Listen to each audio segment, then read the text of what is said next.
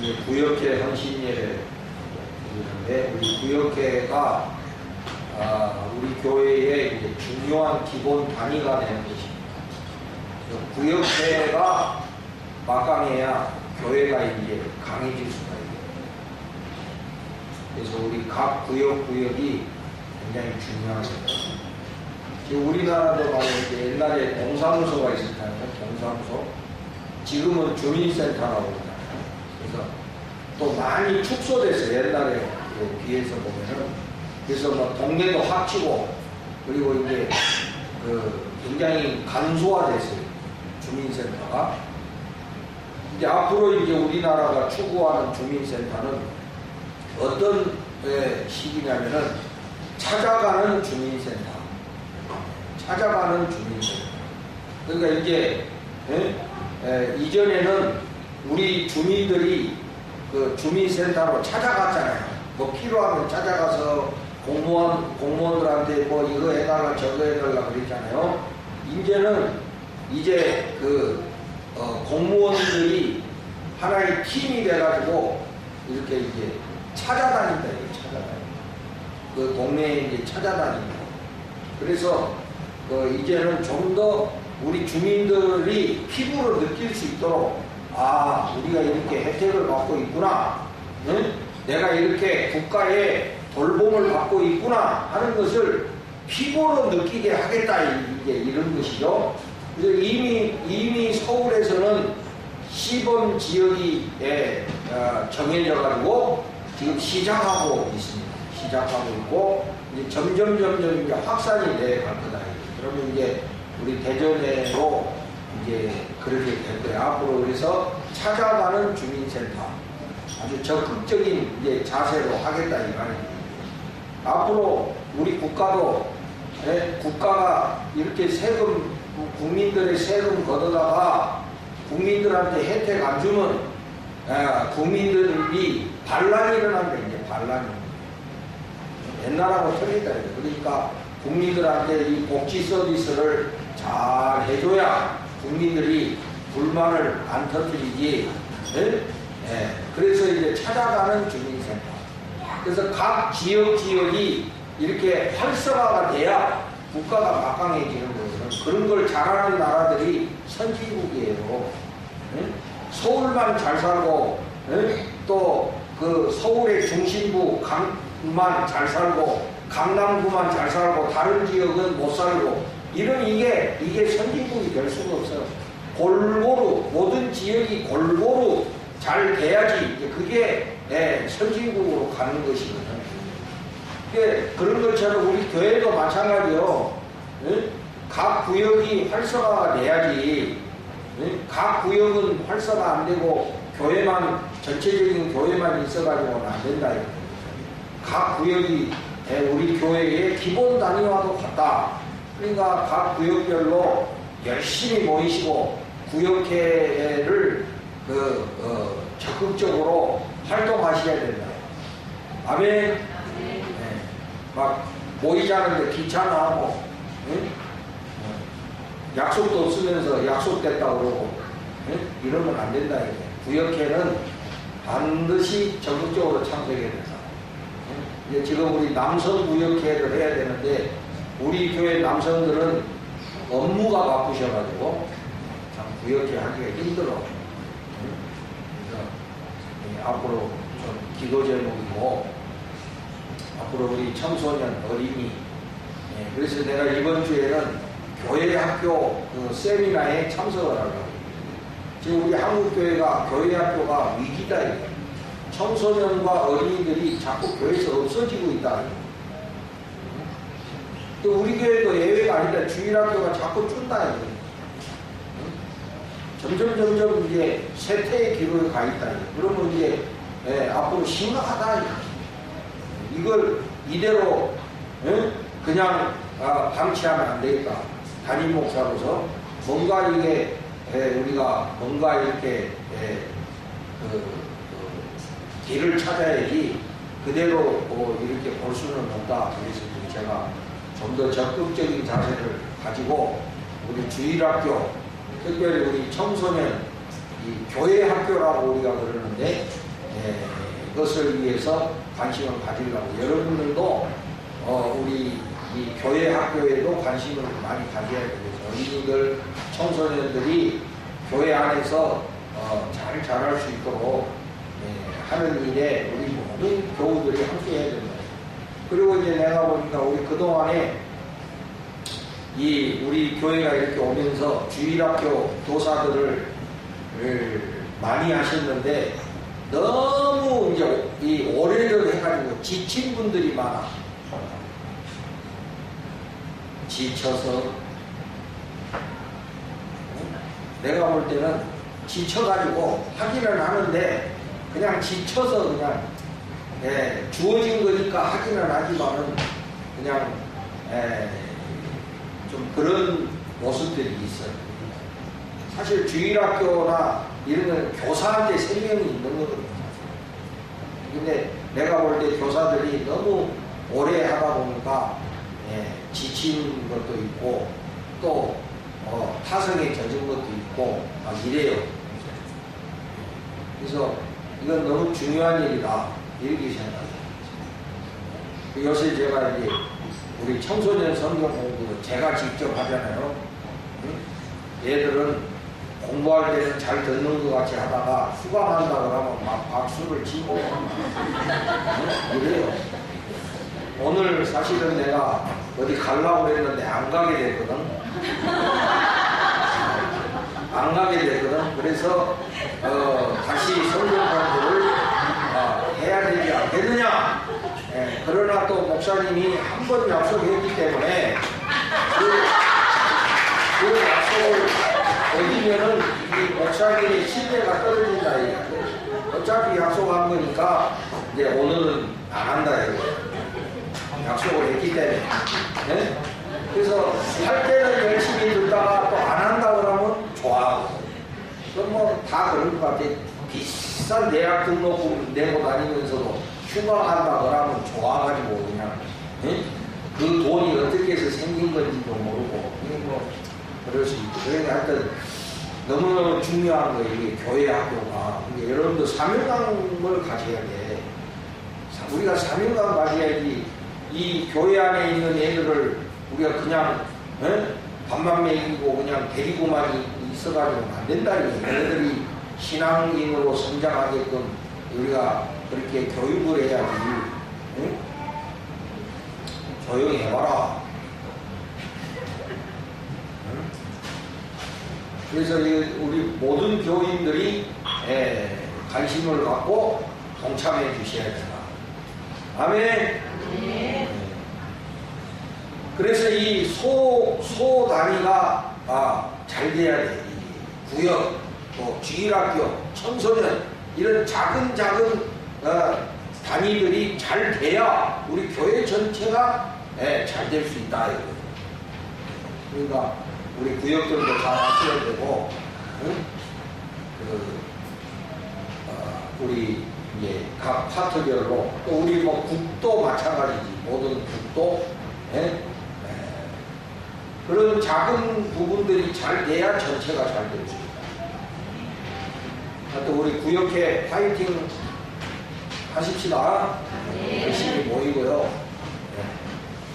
열길 제치고 모여야 돼. 일단은 모여야 뭐가 되지. 모여서 같이 기도하고 또 서로의 아픔도 나누고 기쁨도 나누고 이런 구역회가 될 수 있도록 여러분 해주시길 바라고요. 자, 이제 오늘 말씀에 보면은 이제 지금 우리 마가복음이 우리 성경에 보면은 16장까지 돼 있잖아요. 그죠? 마가복음이 16장까지 돼 있어. 근데 이제 원래 최초의 마가복음서는 15장까지 돼 있었다 이거예요. 그런데 후대에 한 장이 더 붙어가지고 16장이 됐다 이거예요. 그래서 복음서 중에 제일 먼저 글로 만들어진 것이 마가복음서야. 그런데 이 마가복음서의 핵심은 뭐냐? 마가복음서 중에서도 가장 중심이 되는 부분이 뭐냐면 이 예수님의 순환 이야기다. 예수님이 순환받는, 즉 예루살렘에서 체포되시고 십자가에 죽으시고, 이 부분이 마가복음서의 노른자와 같은 거다. 그래서 지금 우리가 이제 말씀 묵상하는 이 부분이 예수님의 순환 이야기인 거예요. 그 순환 이야기는 언제부터 시작이 되냐면 종료 주일부터, 예수님이 낙이 타고 예루살렘에 입성하실 때부터 예수님의 순환 이야기는 시작이 되는 거예요. 그리고 예루살렘에서의 그 마지막 한 주간 행하셨던 그런 모든 것들이 예수님의 순환 이야기에 해당이 되는 건데, 우리가 쉽게 이야기하면 예수님은 그 당시에 이스라엘은 유대교거든, 유대교. 그러니까 유대교는 정치가 종교고 종교가 정치고 그래. 그러니까 대제사장 이런 종교 지도자들이 나라의 지도자들이야. 그러니까 대제사장들, 서기관들 이런 사람들의 권위는 대단히 막강한 거예요. 그러니까 이 사람들의 권위가 다 성전을 중심으로 해서 가지고 있는 권위거든요. 그런데 그 권위가 부패할 대로 부패했다는 거예요. 그 가장 그 리얼한 이야기가 뭐냐? 성전 안에서 재물을 팔고 돈 바꾸고 하는 일을, 그게 쉽게 말하면 성전은 하나님 앞에 예배 드리는 데인데 그 성전에서 장사했다 이 말이거든. 쉽게 말하면 상호폐기를 했다 이거야. 응? 그러니까 예수님이 채찍을 들고 그들을 다 쫓아내시면서 기도하는 아버지의 집을 강도의 소굴로 만들지 마라 그러면서 저들을 쫓아내시는 그런 일을 하신 거거든. 그러니까 예수님의 그 마지막 일주일의 그 순환의 이야기의 핵심은 뭐냐면은 그 당시 그 엄청난 성전의 권위에 대해서 예수님이 도전하신 거예요. 응? 그 너희들이 가지고 있는 지금 현재의 권위는 하나님이 원하시는 게 아니다. 그건 전부 자기들의 이득을 위한 만들어진 그 기득권이다 이거예요. 그러니까 예수님이 뭐라고 하십니까? 저 성전을 헐어버리라. 내가 사흘 만에 이 성전을 다시 짓겠다. 응? 이건 뭐예요? 예수님은 그 사람들이 만든 그 종교적 권위에 대하여 당당히 도전하시고 하나님의 권위를 선포하십니다. 그러니까 그 종교 지도자들이 예수님을 죽이려고 음모를 꾸민 거예요. 저 그냥 살려둬서는 안 되겠다. 응? 왜냐하면 예수가 한마디 한마디 할 때마다 이 백성들은 예수님을 옹호하는 거예요. 지지하고 맞다 그러는 거야. 이때까지 니들이 한 게 뭐 있냐? 국민들 피나 빨아먹었지. 응? 그러니까 예수님이 그 한마디 하고 예수님의 행위는 이 일반 민중들한테는 막 지지가 되는 거야. 그러니까 예수님은 민중들한테는 막 스타가 되는 거야. 그러니까 종교 지도자들이 예수님을 곱게 볼 수도 없지. 눈의 가시와 같은 존재지. 그러니까 저거 괜히 그냥 살려줬다가는 자기들의 위치가 흔들릴 수 있다. 그러니까 그들이 결국에 꾸민 게 뭐냐면 저 예수를 죽여버리자. 없애버리자. 그렇게 해서 이제 예수님을 죽일 수 있는 그 근거를 잡는 거야 지금. 뭐 죄를 걸어야 될 거 아니에요. 응? 어떻게든 죄를 걸어갖고 예수님을 희생의 제물로 만들어서 없애버려야 자기들의 권위가 계속 유지될 수 있다는 거거든요. 예수님은 바로 그런 상황 속에서 십자가의 길을 가십니다. 예수님이 뭔 죄가 있습니까? 예수님이 뭐 도둑질을 했습니까? 무슨 강도짓을 했습니까? 무슨 뭐 살인을 했습니까? 뭐 했습니까? 아니거든. 예수님이 하신 거는 그 당시에 그 권위에 대하여 도전하신 거거든. 아무도 도전하지 않는 그런 상황 속에서 예수님께서 도전하시고 하나님의 권위를 선포하신 거예요. 내 아버지의 집을 장사하는 곳으로 만들지 말라.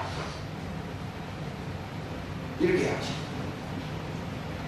이게 우리 예수 믿는 자들이요, 이걸 잘 알아야 돼. 예수님의 십자가가 단순히 우리의 죄를 대속하기 위해서 예수님이 십자가에 죽으셨다는 그 차원만 알고 있으면 안 되는 거야. 이것은 어떤 하나님 권위에 도전하는 인간의 권위에 대한 예수님의 선포다. 오늘도 봐봐. 교회가 하나님 권위 아래 있어야지 교회가 하나님보다 더 높아지면 안 되잖아. 목사의 권위가 하나님 밑에지 목사의 권위가 절대적인 게 아니다 이거야. 그러니까 그런 상황인 거예요. 제가 또 너무 시인하면은 또 여러분들 우리 목사님 너무 비판적이시고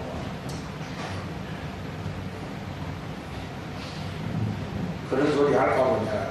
절제하라. 우리 집사람이 내 설교가 요새 너무 강하다고. 근데 내가 볼 때 물론 그런 면도 없지 않아 있지만은 이게 참 도저히 참을 수 없는 이런 모습들이 너무 많다 이거지.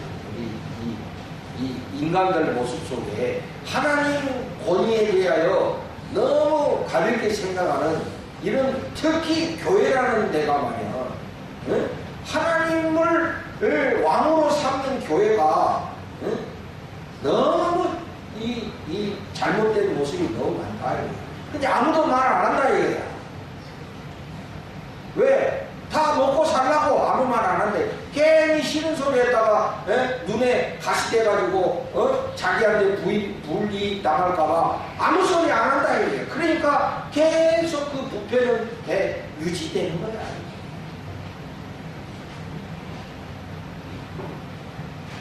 예수님의 마지막 한 주간은 바로 그 성전의 권위에 대한 예수님의 도전이다. 그런데 결국에는 어떻게 됐습니까? 예수님이 이겼습니까? 종교 지도자들이 이겼습니까? 희준아, 뭐하냐 지금 둘이서 뭐 따먹기 안 해. 응? 누가 이겼습니까?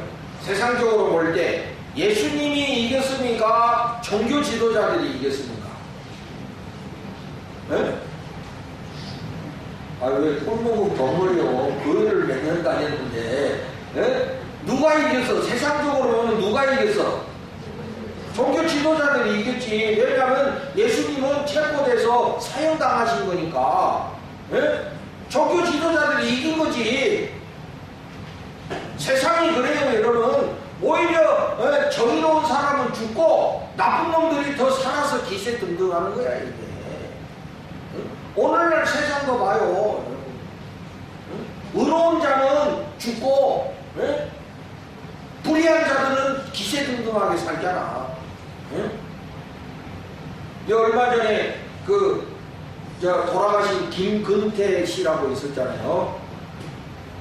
이 양반이 서울대학생 때부터 독재한 거 해가지고 얼마나 민주화 투쟁을 했습니다. 근데 붙잡혀 가서 이근환이한테 엄청난 고문을 당했다. 근데 지금 어떻게 됐습니까? 그 양반은 고문 후유증으로 아직도 더 살아야 될 나이인데 세상을 떴잖아요. 근데 이근환이는 둥실둥실 아직도 살아서 그 당시에 불의한 정권들은 지금도 살아있다. 나는 전 재산이 29만 원밖에 없다고 그러면서 지금도 뻔뻔히 살아있다 이거야. 세상이 그렇다 이거야. 세상이 그래. 어떻게 나쁜 놈은 기세등등하게 살고 오히려 의로운 자들은 오히려 희생당하고. 지금이나 옛날이나 보면 그러나 이건 우리가 세상적으로 보는 것이고 우리가 정말 영적인 눈으로 볼 때 과연 누가 승리했느냐. 예수님을 예수님을 죽인 자들이 승리했냐, 아니면 예수님이 승리했냐? 저들의 권력은 오늘날까지 미치지 않지만 예수님의 권위는 영원한 줄로 믿습니다. 우리들의 가슴 속에 살아서 역사하고 우리를 구원하고 우리를 하나님의 자녀가 되게 하는 영원한 권위인 줄로 믿습니다. 세상적으로 볼 때는 예수님이 실패하고 예수님이 패배한 것이지만은, 그러나 영적인 눈으로, 영적인 것으로 볼 때 예수님의 그 십자가는 실패가 아니라 영원한 승리다. 예수님이 그랬잖아요. 나는 세상에 섬김을 받으러 온 것이 아니라 나는 이 세상을 섬기러 왔고 나는 내 목숨을 대속물로 주려고 왔노라. 예수님은 대속물로 자신을 주기 위해서 있으라고. 대속물이 뭐야? 대신 죽으려고 왔다 이 말이에요. 예수님이. 응? 예수님이 대신 죽으러 오신 거야. 그래서 그거를 그대로 행하신 거야. 예수님이 대속물로 자기 자신을 내어주셨는데, 그 자기 자신을 대속물로 주시기 위해서 이 제자들에게 하나의 상징적인 세레모니를 가르쳐 주신 게 뭐냐? 다 같이 말해서 성찬식이다. 그게 성찬식이다. 많은 사람을 위하여 대속물로 주는 그것을 하나의 우리들에게 상징으로 남겨주신 의식이 뭐냐? 그게 성찬식이다. 오늘 읽은 바로 이것이 그것이다 이 말이에요. 응? 자, 봐보세요. 그래서 예수님이 그 순환의 마지막 일주일에 이제 피크를 향해서 가고 있어. 십자가의 죽음을 향해서 점점 가까이 가고 있는데, 마지막 날 밤에 예수님이 제자들과 마지막 식사를 하시면서 행하셨는데, 이때 예수님이 떡과 잔을 가지시고 축사하신 후에 제자들한테 나눠주시는 거야. 먼저 떡을 나누셔서 22절에 봐보세요. 떡을 가지사 축복하시고 떼어 제자들에게 주시며 이르시되 받으라, 이것은 내 몸이니라 하시고. 여기서 떼어, 떡을 떼어. 여기에 이 떼어라는 말은 이 원어적으로 보면 부서뜨린다 이런 뜻이야. 그러니까 예수님이 자기 몸을 부서뜨리셨다는 거야. 예수님이 자기 몸을 십자가에서 부서뜨리셨다는 거야. 왜? 너희들을 위하여 자기 몸을 부서뜨리셨다는 거야. 그러니까 원래 우리 성찬식 할 때는 이 떡을 부서뜨려야 돼. 그래야 거기에 상징이 있는 거야. 근데 우리가 이제 지금은 편리하게 하기 위해서 우리 권사님이 다 잘라가고 이렇게 오시지만은 사실은 부서뜨리는 거야. 그러니까 여러분이 그 떡 한 조각을 먹을 때 그 의미를 기억하셔야 돼. 예수님이 우리를 위하여 자기 몸을 부서뜨리셨다. 자기 몸을 부서뜨리셔서 우리의 대속물이 되주셨다는 거야. 그러니까 그 떡 하나 우리가 먹을 때 이 의미심장한 거거든 이게. 그 예수님의 그 대속물, 그 희생정신을 우리가 먹는 거라니까 그게. 자신의 몸을 부서뜨리셨다 이게, 우리를 위하여. 그리고 잔을 또 주시면서 뭐라고 했냐, 24절에 이것은 많은 사람을 위하여 흘리는 나의 피, 곧 언약의 피니라. 여기 보세요. 많은 사람을 위하여 흘리는 나의 피다. 그게 대속물이라는 거예요. 그러니까 예수님은 자기 자신을 많은 사람을 위해서 그 대속물로 주시기 위해서 이 세상에 오셨는데, 이제 그 일을 행하시기 전에 제자들에게 이 의식을 가르쳐 줍니다. 그러면서 내가 간 뒤에도 너희들 이것을 영원토록 행해라. 그게 뭐라고? 그게 뭐라고?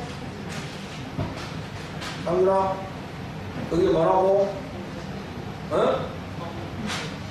성찬식. 찬식이다. 우리를 빨리 세례받아야 성찬식. 성찬식이다. 그러니까 우리 성찬식을 할 때마다 떡과 잔을 마실 때마다 예수님의 그 대속물의 의미를 새기면서 우리가 그 성찬에 참석해야 된다. 떡을 먹을 때마다 오늘 이번에 어떻게 이번 달 떡은 조금 어떻게 간이 안 맞네. 응? 포도주가 좀 시네. 이게 아니지. 뭐예요? 예수님이 우리의 대속물이 되어주셨구나. 자기 몸을 깨트리셔서 우리를 위해서 대속물이 되어주셨구나. 응? 많은 사람을 위하여 자기 몸을 깨뜨리셨구나. 이걸 생각하면서 감사하고 감격하고 기념하는 것이 성찬의 의미다 이거예요, 여러분. 이게 기독교의 정신이다. 이것이 기독교. 그러면 그것을 하거나 그 성찬을 우리가 하면서 뭘 합니까? 거기에 그런 의미를 생각하면서 나도 이제 많은 사람을 위하여 많은 사람을 위하여 나도 살아야 되겠다. 이런 정신을 우리가 가져야지. 그런 희생 정신을 우리가 본받아서 실천해야 된다 이 말이에요. 내가 언젠가 그랬잖아요, 여러분. 나쁜 사람은 누가 나쁜 사람이라고? 나뿐인 사람. 자기밖에 모르는 인간이 나쁜 인간들이야. 누가 나쁜 사람이냐? 나뿐인 사람. 민수야, 왜 지는 머리에다가 이상한 거 올리냐? 좀 떨어져, 지는 막. 백로야, 까마귀 우는데 가까이 가지 마라. 내 까마귀를 봤어. 기준이도 까마귀 너 떨어져, 기준이.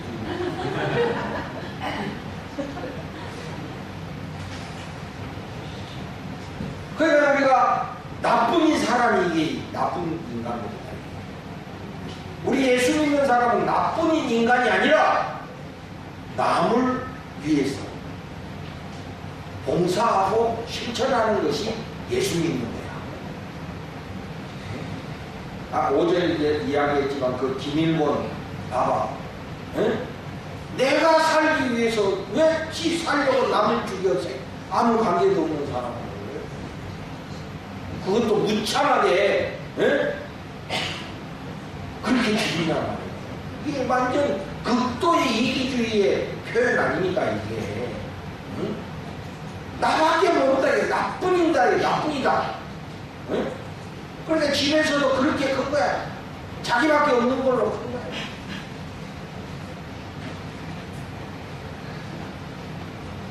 예수님은 많은 사람을 위하여 자기 몸을 우리에게 대속물로 주셨습니다. 그게 성찬의 의미야. 그걸 우리가 생각하면서 우리도 그렇게 실천해야지. 그 의식에만 참석하고 우리는 그렇게 안 살면 그건 잘못된 거예요, 여러분. 우리가 그 예수님의 정신을 우리가 알고 배웠으면 나도 세상 속에서 그렇게 살아야 되는 거야. 나만 위해서 살지 말고 모든 사람을 위하여 희생하고 봉사하는 삶을 살아야 된다. 이거를 우리 성경에서는 뭐라고 하느냐? 헬라어에서 디아콘이라고 하는데, 디아콘. 섬김이다. 섬김. 디아콘이다. 섬기는 거다. 그래서 여러분, 우리 교회 사회복지사들 많이 계시는데, 사회복지는 뭐 하려고 하냐? 돈 벌려고 하냐? 응? 월급도 그렇게 많지도 않아, 사회복지사. 응? 뭐 때문에 하는 게 사회복지? 바로 이 예수님의 섬김을 실천하는 거야. 그래서 사회복지는 원래 기독교 거야, 이게. 기독교에서 사회복지가 나온 거예요. 기독교의 정신을 모르면 사회복지는 할 수가 없어. 모든 사회복지의 근본적인 사상은 어디서 나오냐? 다 성경에서 나오는 거야, 이게. 지금 우리나라 국가가 사회복지 하는 이 모든 거는 어디서 다 본따 갖고 왔느냐? 다 독일의 그것을 본따 갖고 하는 거야. 일본도 마찬가지예요. 그러니까 이 사회복지는 기독교 정신이야. 근데 그런 정신 없이 사회복지 하니까 사회복지 하면서 사고치는 비리 저지르는 거야. 그런 사명감이나 그런 철학 없이 사회복지사가 되니까 그냥 단순히 하나의 직업으로 하려고 하니까 이 부정적이고 잘못된 일들이 생겨나는 거예요. 예수의 정신을 갖고 해요. 노인한 사람을 섬기더라도 그런 예수의 섬김의 자세를 가지고 해야 되는데 단순히 그걸 직업이라고 하니까 귀찮고 그냥 그러니까는 막 군림하는 식으로 하는 거예요. 요양사가 군림하는 사람이에요. 약자를 지배하는 거예요. 그 섬김을 통해서 약자를 지배하는 거예요. 업보 맺히고 그렇게 합니다. 그게 무슨 사회복지예요? 그 진정한 사회복지가 아니야. 우리 교회들은 사회복지를 나한테 배워야 돼.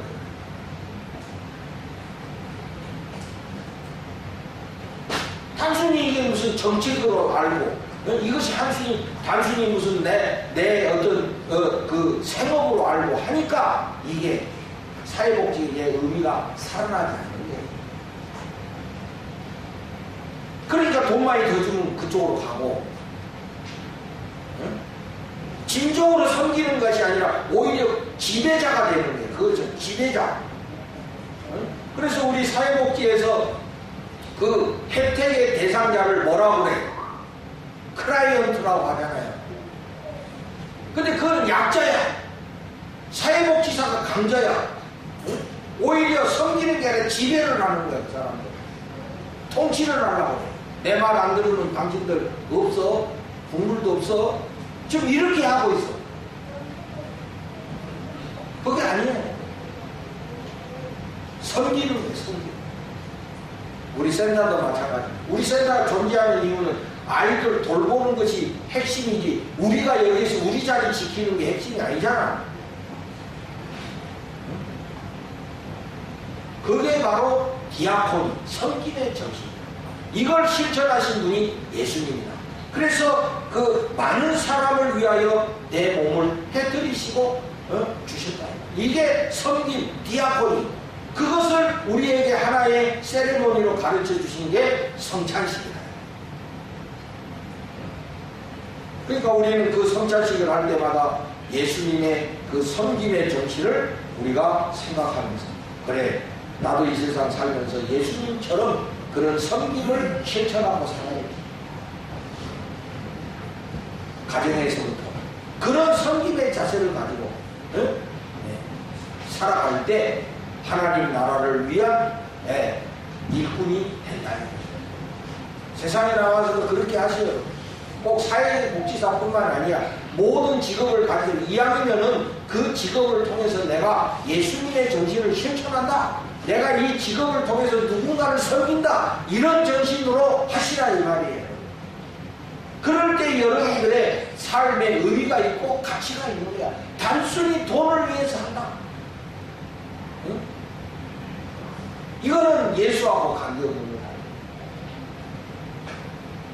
그래서 우리 모든 성도들이 오늘 이 예수님의 디아코니를 여러분들께서 기억하시면서 꼭 삶 속에서 적은 것이라도 실천하는 우리 모든 성도들이 되시기를 주님의 이름으로 축복을 드립니다.